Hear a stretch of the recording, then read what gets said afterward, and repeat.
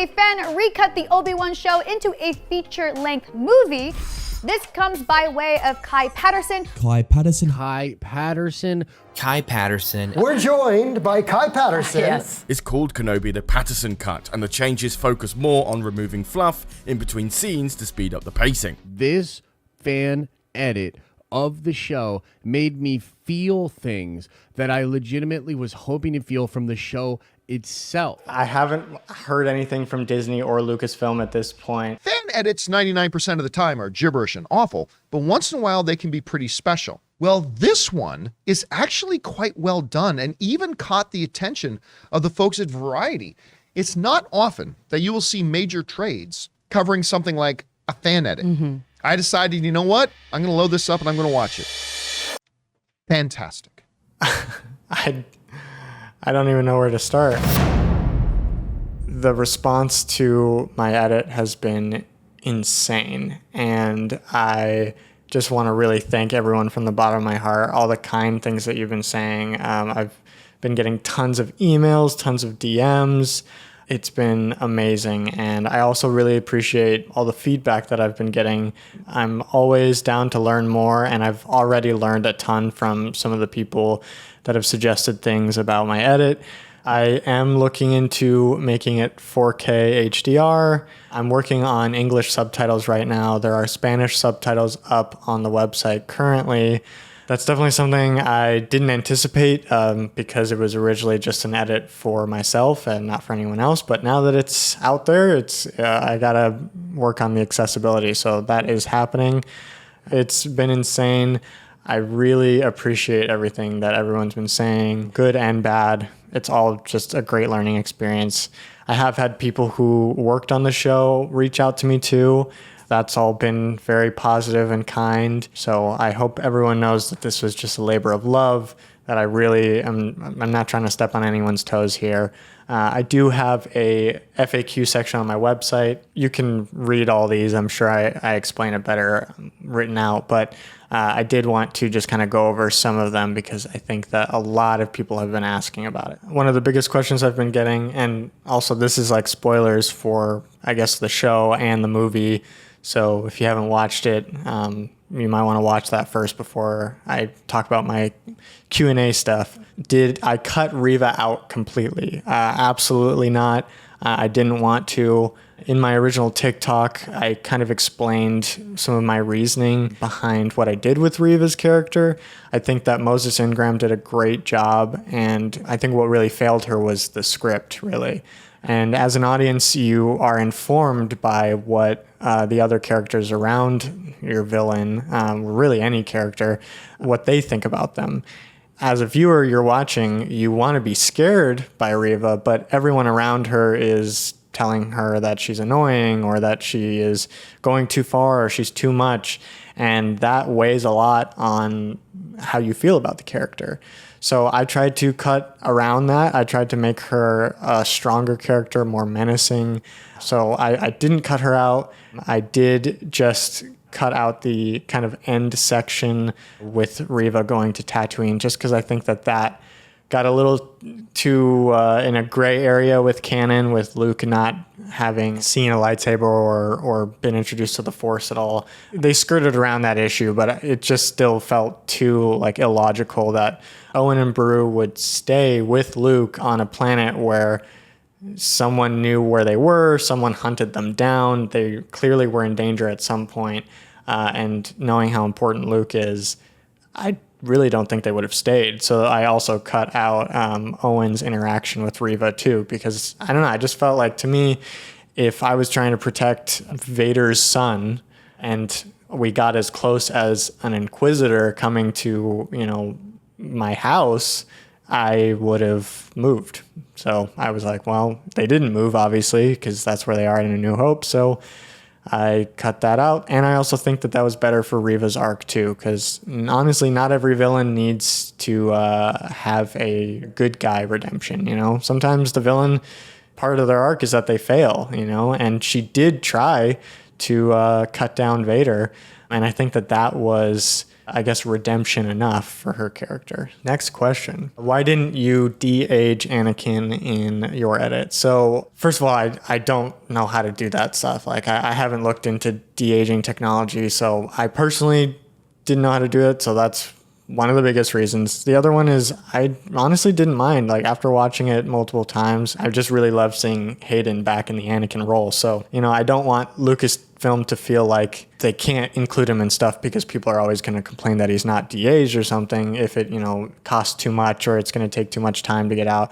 I would rather see Hayden in something than not see him in it. So next question. Is this your final version or will you make changes in the future? It was intended to be the final version. I have gotten a lot of feedback and some really great feedback too that I didn't think about and was brought to my attention, but I don't know if I'll do a full pass and redo everything. Will you re-edit other projects? Yeah, so people have been talking about the sequel trilogy, Boba Fett, Mandalorian, Marvel shows, etc. Yeah. I have been kind of wanting to do something with the sequel trilogy, potentially making it 2 movies instead of 3. But again, I don't know. I would have to rewatch all of them and kind of come up with a plan, see what I have to work with, and see what I could add to make it better. But I don't know if I'd want to do that. So who knows? Who knows? I think with Obi-Wan, I was watching with my girlfriend, and every week we were constantly discussing the things that we were frustrated by and things that we would change and how I could change it in the edit. So by the time I decided to actually get to editing, I already had a little bit of a plan of what I wanted to do. And it wasn't to make a movie, it was just to cut out the fluff. It just happened to end up at around 2.5 hours, which was incredible. But yeah, I didn't mean to make it a movie at first. It just kind of happened. Do you think that you know better than the professionals that worked on the show? Definitely not. Everyone that worked on the show did an incredible job. I'm sure that they have tons of things that they can't do. I want to stress that I had a crazy privilege to do exactly what I wanted. I didn't have a higher up telling me what to do, so I could really be free with whatever I wanted to do. And that freedom, I think, helps with kind of a singular vision for the story. I think that sometimes when you're working on a huge show or anything, a huge franchise, there's so many other people involved, different departments, different higher ups that are telling you what you need to have, or, I know that I had a huge privilege, and I've been an editor, professionally, and I know that most of the time you just have to, listen to whoever is directing your edit, basically. You're more of a tool for the director. Also, if the, company wants a 45-minute show, and you have content that's 30 minutes and you got to just add frames here and there to make things longer so eventually you hit that runtime, then that's no fault of your own. I don't blame anyone that did a lot of hard work on this, because I know that a lot of stuff was out of their control, and those were things that I could control, to some degree, but I didn't have anyone over my shoulder telling me something else. I'm sure some people are going to be offended, and that was definitely not my intention, and I'm sorry if you are offended, because I just wanted to share something with the Star Wars community that I heard there was a lot of interest for. So a lot of people ask me why I decided to add in Duel of the Fates and Battle of the Heroes. Mostly, I just felt like there was some energy missing to that end battle. There have been a lot of people that loved what I did with the music, and there are definitely some people that wish that I hadn't touched the music. One of the biggest reasons, just practically speaking, was that I did cut out Reva going to Tatooine, and they kept cutting back and forth between the Vader fight and Reva on Tatooine. And because I cut those things and it's just one battle all the way through, the music was a little jumbled, and I wanted 2 solid pieces of music, because there's 2 halves of the fight. When Kenobi is under the rubble, that signifies the next half of the fight. And so I chose Duel of the Fates for the first part, mostly because I felt like there was, some of that poetry of that being the first time that Obi-Wan ever fights a Sith, and it's with Qui-Gon. And I know that Obi-Wan is kind of reaching out to his master. That whole first beginning fight, really trying to harness the energy that he can get from Qui-Gon that he's longing for. And I thought that it was perfect to use Duel of the Fates because the energy's there and what that song means in Star Wars to the character of Obi-Wan. I thought it was a good choice. Obviously, I made the choice, so I agreed with it. But I know that there was a lot of people that really liked the music beforehand, and that's totally fair. I think it's just a difference in artistic vision, and there's no problem with that. And then with Battle of the Heroes, obviously it means a lot to Obi-Wan's character in Star Wars 2 because that's the last time that he fought a Sith in the series, which of course is Anakin or, Vader. And I just felt like it was a great opportunity because I think the second half of that fight is after he's gained the strength from Qui-Gon, because in my edit I have Qui-Gon talking to him under the rubble. I think it was more about that relationship with Vader, that second half of the fight. So I wanted that to, kind of feel... Obviously, I think if I had access to John Williams, I would have definitely had him do a whole new score with the same energy that Duel of the Fates and Battle of the Heroes has. But I did not have access to John Williams, so I pulled music that we already had. But I felt that they fit thematically, and again, I know some people disagree with that, and that's totally fine. I don't mind.